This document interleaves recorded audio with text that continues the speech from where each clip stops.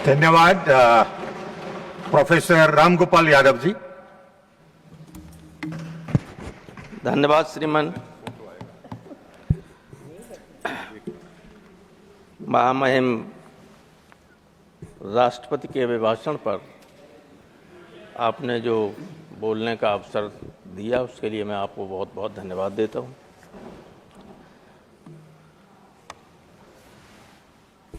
इस अभिभाषण में बहुत बड़ी इस तरह से देश की स्थिति को जो दिखाया गया है, ज़्यादातर लोग उससे सहमत तो नहीं हैं, लेकिन अभिभाषण को परंपरागत तौर पर जो हम लोग समर्थन करते हैं विपक्ष में रहते हुए, उसको करने के लिए खड़ा हुआ हूँ। लेकिन देश की स्थिति क्या है, अन्य बिंदुओं पर बोलने से पहले मैं अपने गुरु, इस सदन और सदन के सदस्य रहे देश के बड़े कवि उदय प्रताप सिंह की कुछ पंक्तियों से शुरू करना चाहता हूँ। वातावरण आज उपवन का अजब घुटन से भरा हुआ है। कलियां हैं भयभीत फूल से, फूल सूल से डरा हुआ है। सोचो तो तुम क्या कारण है दिल दिल के नजदीक नहीं है। जीवन की सुविधाओं का बंटवारा शायद ठीक नहीं। धूप रोशनी अगर चमन में ऊपर ऊपर ही बट जाएं, माली तुम ही फैसला कर दो हम किसको दोषी ठहराएं। ये मत समझिए कि कांटे हैं विपक्ष लोग, कांटे उपवन के रखवाले अब से नहीं जमाने से हैं, लेकिन उनके मुंह पे ताले अब से नहीं जमाने से हैं। ये मुंह बंद उपेक्षित कांटे अपनी कथा कहें तो किससे। माली उलझे हैं फूलों में अपनी व्यथा कहें तो किससे। इसी प्रश्न को लेकर, ऐसा नहीं कीजिए, इसी प्रश्न को लेकर कांटे यदि फूलों को ही चुभ जाएं, माली तुम्हें फैसला कर दो हम किसको दोषी ठहराएं। ये देश की स्थिति है। कभी तो उन्होंने लिखा कि बुलबुल को क्या जो देखेगी सो गाएगी। कभी तो जो देखता है वो लिखता है, वो कहता है। देश की स्थिति यही है, हम कुछ भी कहें। मैं पानी मंगा देना, बहुत गला सूखा। मैं राष्ट्रपति के भाषण में जो बातें कुछ हैं तो बहुत संक्षेप में कुछ बात करूंगा।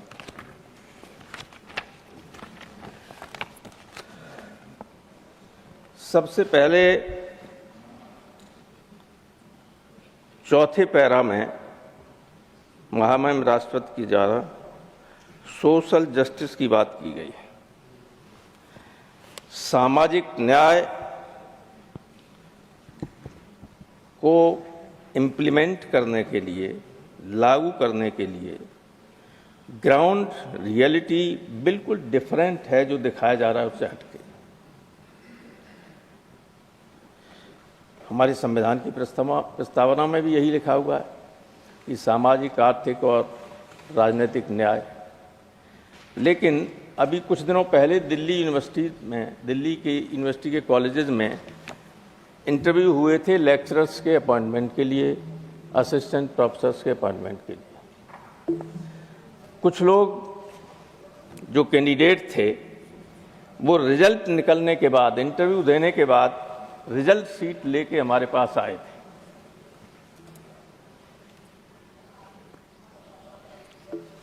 उसमें मुझे देख के और आप लोगों को भी आश्चर्य होगा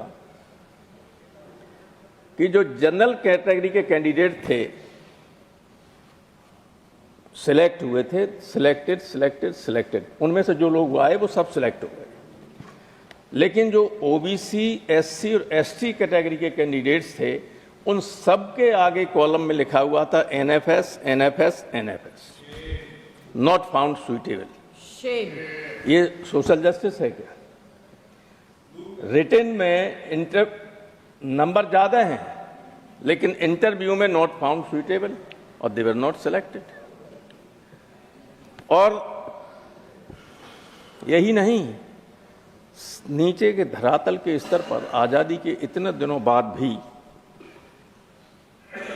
स्थिति इतनी भयावह है कि आगरा जिले में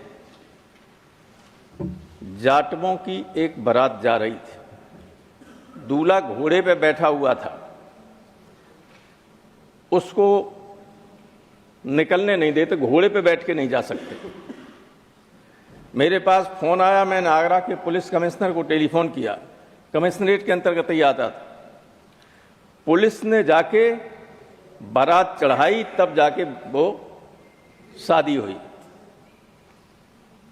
हम सामाजिक न्याय की बात करते हैं और जात के आधार पर, वर्ग के आधार पर इतना भेदभाव हो रहा है कि किसी को कुछ मिल नहीं पाता।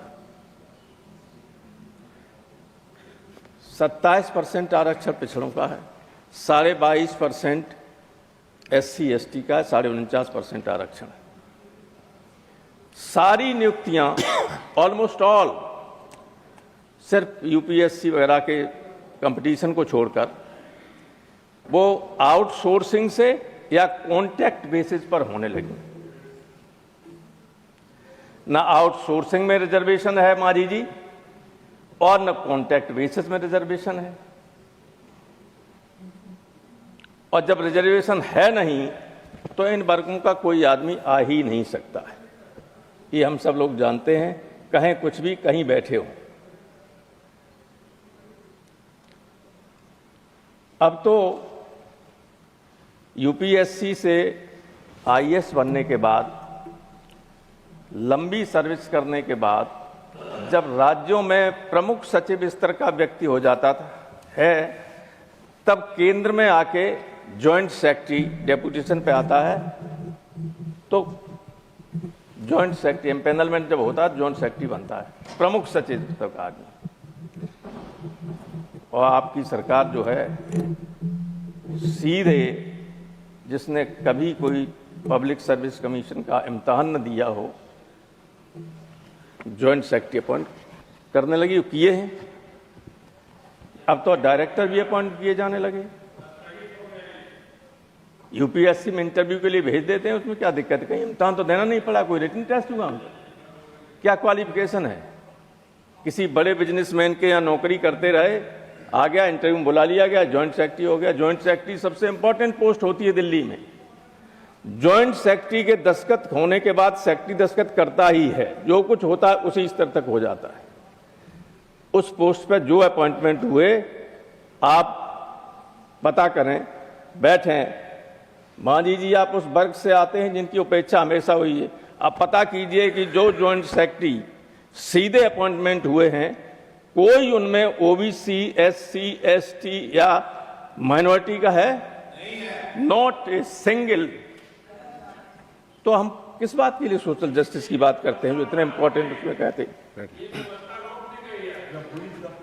दूसरे, जल जीवन मिशन की बात हुई। मैंने पहले भी एक बार यहां सदन में कहा था, बड़े बड़े गांव में इश्तहार लगवा दिए, प्रधानमंत्री जी की फोटो, नल से पानी निकल रहा है, महिलाएं हंसती हुई और पानी पी रही। लगवाए कि नहीं लगवाए? मैंने कहा था कि आप लोगों को कभी कभी गांव की तरफ देख लिया करो कि ये वास्तव में नल लगे हैं कि नहीं, पानी पहुंचा कि नहीं पहुंचा है। जब यहां बात उठी, या अब कुछ जगहों पर कह रहा हूं मैं, पूरी हमने इटावा जिले की सारी ब्लॉकों का सर्वे करवाया। हमारे इस फोन में पूरा है कि किस ब्लॉक में कितने गांव हैं।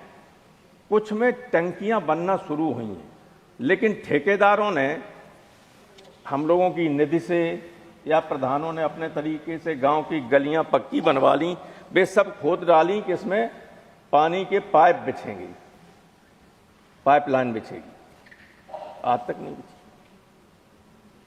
95% जगह कोई पानी नहीं पहुंचा। वो बहुत भाग्यशाली गांव होगा जिसमें इस योजना के अंतर्गत पानी पहुंचा है। अब मुझे यहाँ गुजरात के लोग बैठे हो तो बुरा न मानना, लोग ये कहते हैं कि ठेकेदार सब गुजरात के थे तो पैसा लेके चले गए।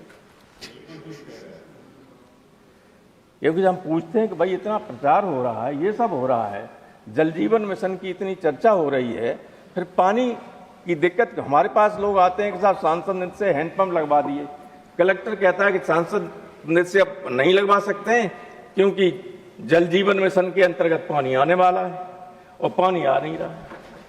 हम लोग दुविधा में हैं। इसीलिए मैंने इस हाउस में एक दिन कहा था, या तो सांसद निधि को खत्म कर दो या 25 करोड़ कर दो जो लोगों को कर दे सके, वरना लोकसभा के लोग इससे आधे चुनाव हार जाते हैं। 1 किलोमीटर सड़क बनाने के लिए अब चाहिए 1 करोड़ 10 लाख रुपया, तो कहां से कोई बना सकता है? तो स्थिति बहुत ठीक नहीं है। इसकी मैं उम्मीद करूंगा कि जल जीवन मिशन की जब चर्चा, प्रधानमंत्री का बहुत ही महत्वाकांक्षी योजना है, उस पर अगर ये इम्प्लीमेंटेशन हो क्यों नहीं रहा है? या तो सही बात बताई नहीं जा रही है ऊपर, या ठेकेदार लोग और अधिकारी लोग इतने ताकतवर हैं वो इस बात को कहीं पहुंचने नहीं दे पा रहे। तुलसीदास जी ने लिखा था कि सचिव जो होते हैं, सचिव मंत्री या अधिकारी के, मिनिस्टर के सचिव भी दोनों ही लोग आते हैं, और प्रधानमंत्री के जो मिनिस्टर हैं वो भी सचिव ही। तुलसीदास ने लिखा कि सचिव वैद्य गुरु तीन जो, प्रिय बोले भय आस, राज धर्म तन तीन का होय बेग ही नाश। अगर मंत्री इस डर, सचिव इस डर से कि कहीं मालिक नाराज न हो जाए, ऊपर वाला सही बात नहीं बताएंगे, तो राज का नाश हो जाता है। इसलिए मेरा अनुरोध है सभी मंत्रियों से कि प्रधानमंत्री को वास्तविकता बताते रहिए, उनसे छिपाइए नहीं, क्योंकि देश के लिए अच्छी बात नहीं है। बड़े पैमाने पर पैसा जा रहा है। आप पता कीजिए, प्रधानमंत्री की कॉन्स्टिट्यूंसी है बनारस, बहुत बड़े पैमाने पर पैसा गया, लेकिन कितना खर्च हुआ, कितना डेवलपमेंट हुआ, सब ठेकेदार खा गए। और रिजल्ट आपने देखा होगा, वो तो कांग्रेस का उम्मीदवार कमजोर था, पहले 5 राउंड प्रधानमंत्री और बनारस में हारते जाए, गिनती के दो, हुआ कि नहीं हुआ था? तब भी आप लोगों की आंखें नहीं खुली कि कितनी गड़बड़ी हो रही है। वहां मॉनिटर करें, और वहीं नहीं मॉनिटर करें, पूरे देश में अगर मॉनिटरिंग नहीं की गई तो कितना ये दादा कीजिए नुकसान होगा आपका, ये आखिर में चले। बहुत स्थिति ठीक नहीं है नीचे स्तर पर। आयुष्मान भारत की चर्चा है, बहुत अच्छी योजना है प्रधानमंत्री, लेकिन आधे से ज्यादा अस्पताल में जाता आदमी डाल दिया जाता, उसको दवा नहीं देते कि नहीं तुम्हारा इलाज नहीं हो सकता। अभी फिरोजाबाद जिले के एक डीजीसी रहे सुरेंद्र सिंह, उनको हार्ट अटैक हुआ, आगरा एक अस्पताल में गए, उन्होंने कहा कि हमारा आयुष्मान का है, और उम्र भी उनकी 70 साल के आसपास हो गई थी, सीनियर सिटीजन। बोले हम इससे इलाज नहीं कर सकते। उन्होंने पोर्टल पे कंप्लेंट कर दी मुख्यमंत्री के, अस्पताल से उन्हें निकाल दिया। हार्ट पेशेंट को हार्ट अटैक की स्थिति में निकाल दिया गया, वो यहां लाए दिल्ली, तब तक उनकी डेथ हो गई।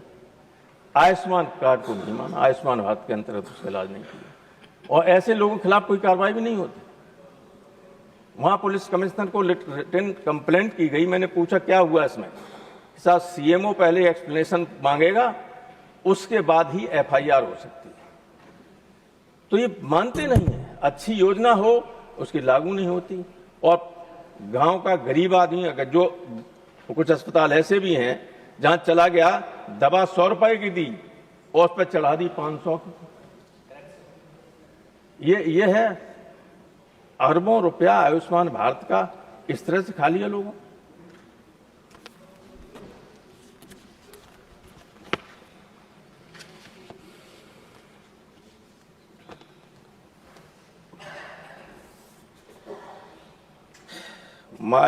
एक है इसमें, my government is becoming successful in building a system free from corruption and scams.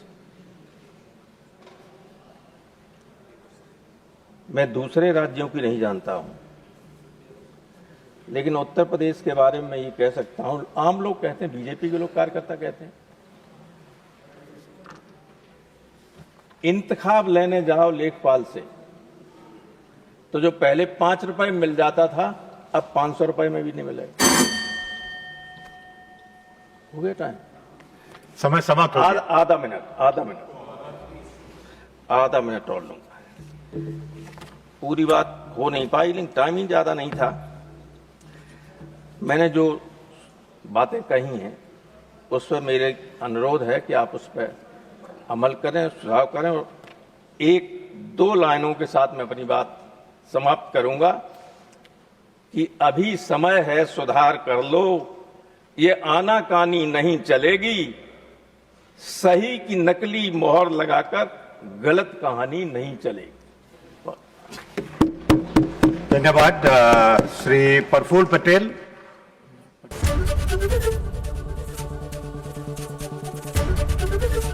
ABP Ganga, खबर आपकी, जुबान आपकी।